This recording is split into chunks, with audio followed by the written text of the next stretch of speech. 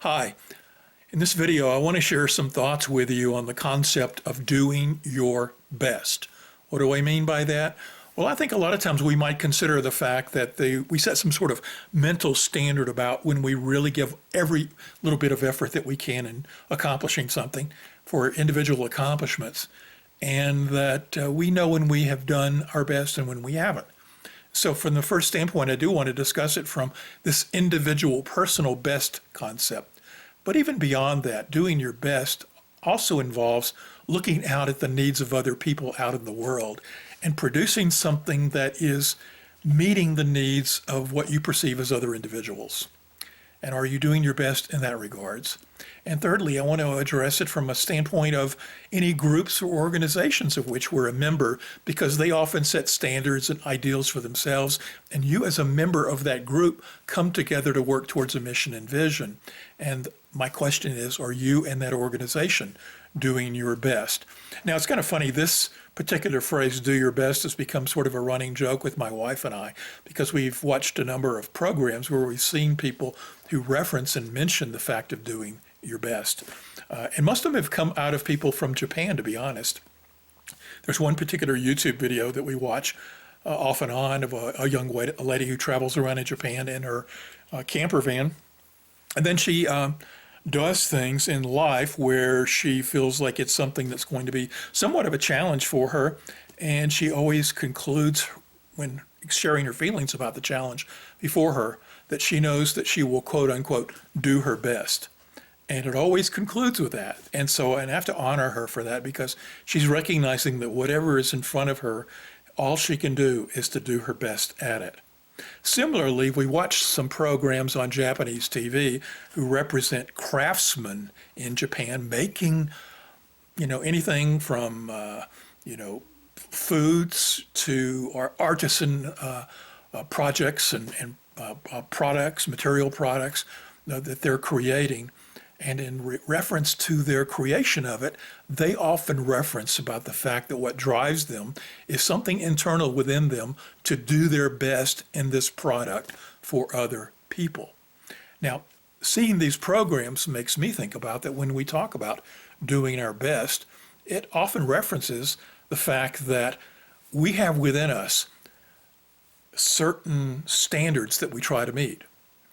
And we know when we're giving our effort to the highest degree towards trying to do something, and when we're just sloughing off and trying to get by or do the bare minimum in terms of regards to whatever is in front of us.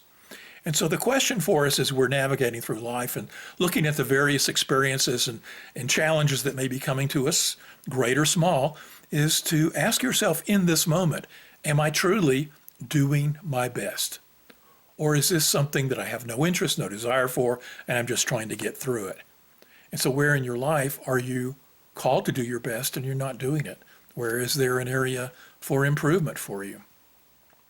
A lot of times the best we're trying to meet is a self-standard, that we know that there is some ways in which our life, whether it's, playing a musical instrument or some sort of sporting endeavor, or we're writing an assignment for a class we're in, or we're doing some project for work, we know when we're just doing the bare minimum, just doing enough to get by, and we know when we're looking at it is something important and we're pushing ourselves to be the best we can and give the most nth degree of our effort in producing what's right for that particular moment.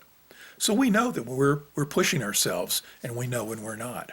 And most of the time we're judging it against a personal, individual standard of doing our best. So the question for us is, where in our lives do we have these individual standards where we feel like we're not meeting? The next area, though, where we can consider doing our best is in those things that we're producing for other people.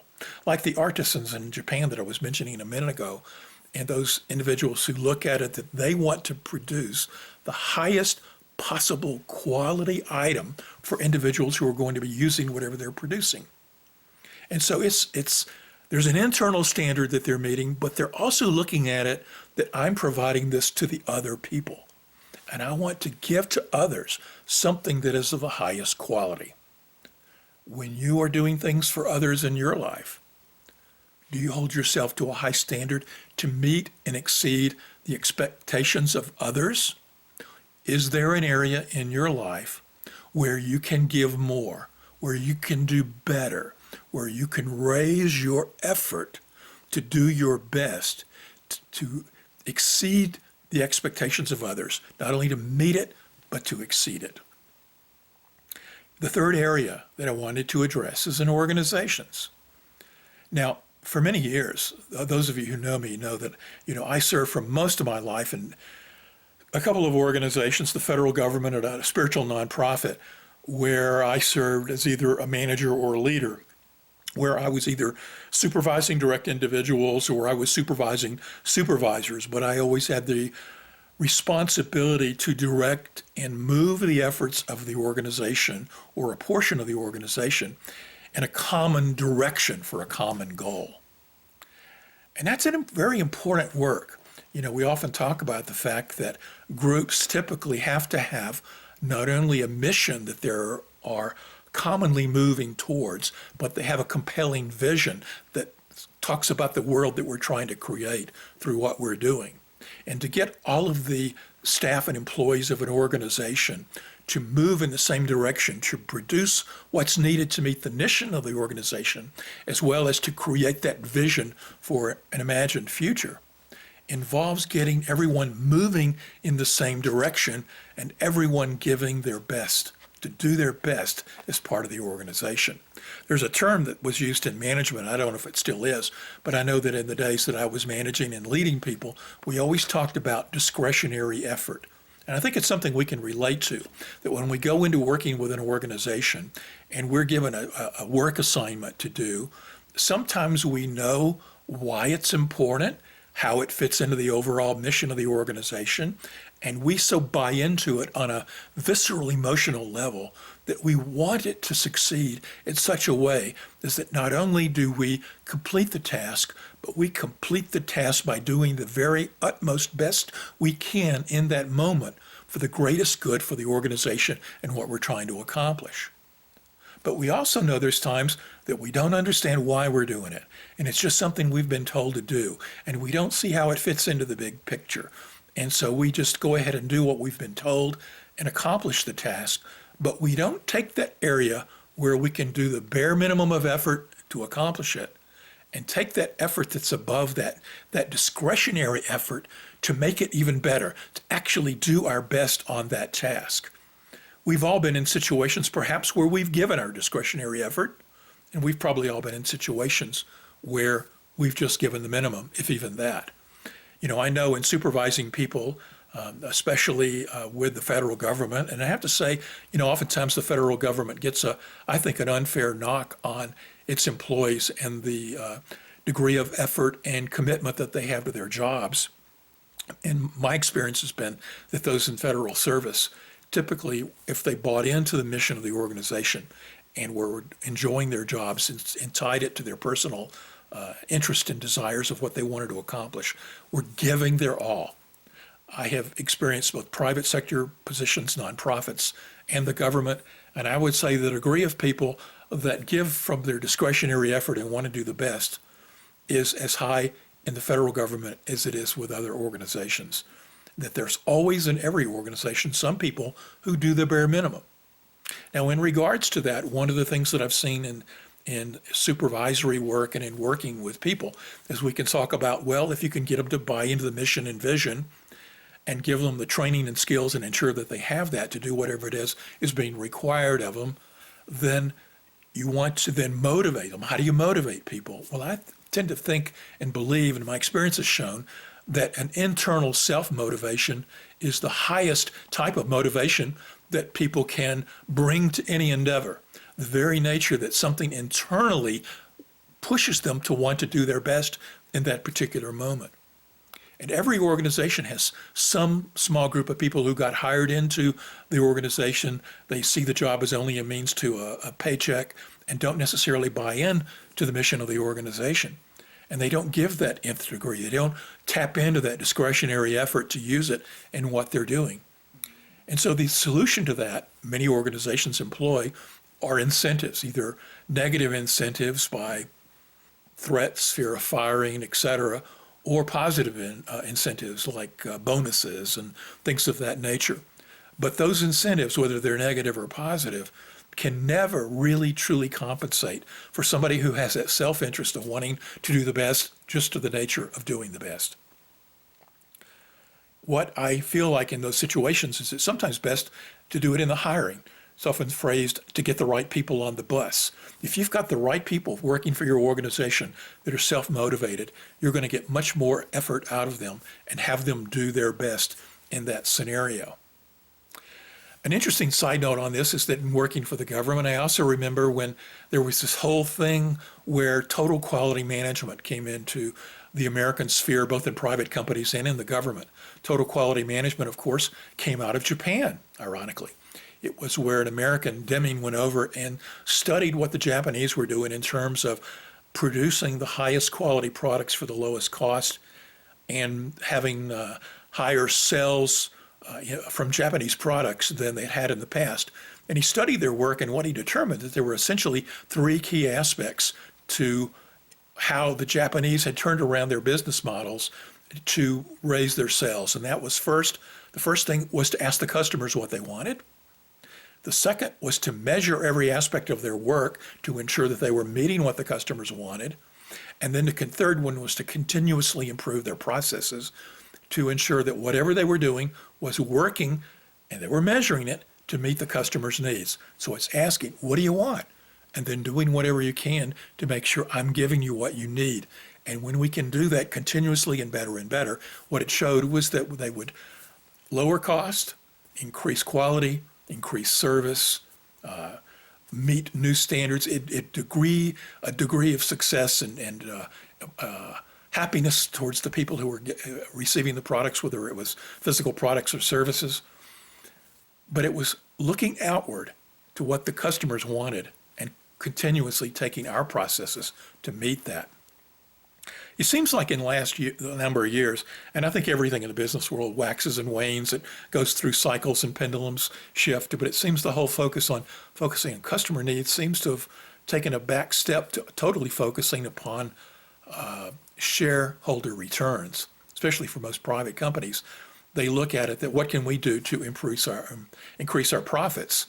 If it improves what the customers want and we sell more, etc., yay. But ever off and on, it seems like companies really are driving more towards what can we do to make sure we make more money for ourselves and our stockholders.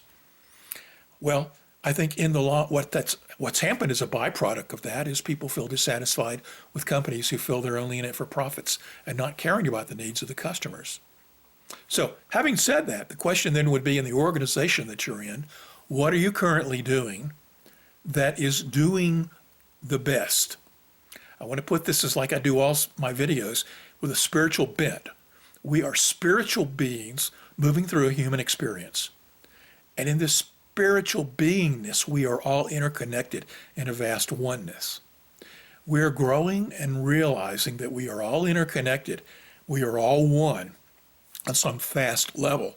So when we are doing our best, either trying to improve ourselves or our individual self-satisfaction of meeting and knowing that we have done the best we can in an individual situation, we are serving to uplift ourselves as this spiritual being on this path and celebrating the success of our putting forth the effort to do the best we can. When we look externally to want to produce products and services for others, not only are we having the self-satisfaction of doing our best in those moments, but we also recognize we're doing the best for ourselves through the others through which we're interconnected with. So where can we turn and do our best for others through the products and services that we're providing in our life? And finally, as we join with other individualized expressions of the one, as other pockets of people and organizations on this planet, and we produce things that are for the common good, for other people, for the world, we have to ask, are we doing our best as an organization? Is our organization creating products and services that are uplifting the planet, or are we being selfish in only ensuring that the profits that we make for our investors are at the highest levels? One of the problems sometimes with capitalism is it strays too much into totally being focused on profits without also having a beautiful balance of meeting the common needs of the world in general. Is your organization, whether it's for profit or a nonprofit, uplifting the planet through what it's creating and the services it's providing? Are you doing your best for the all? Ultimately, doing the best is a personal responsibility for each of us and our day-to-day actions. But we're not living and acting alone on this planet. We're in partnership with other individualized expressions of this one life. And how, as we work together in these ways, can we uplift each one of us to the highest expression of who we can be through what we're accomplishing and what we're creating? So I ask you to evaluate your life at the individual level, at the level where you're serving others, and in your roles in organizations. And ask yourself, where can I improve how I and we and the one do our best? I hope this has been beneficial, and I appreciate you watching. Take care.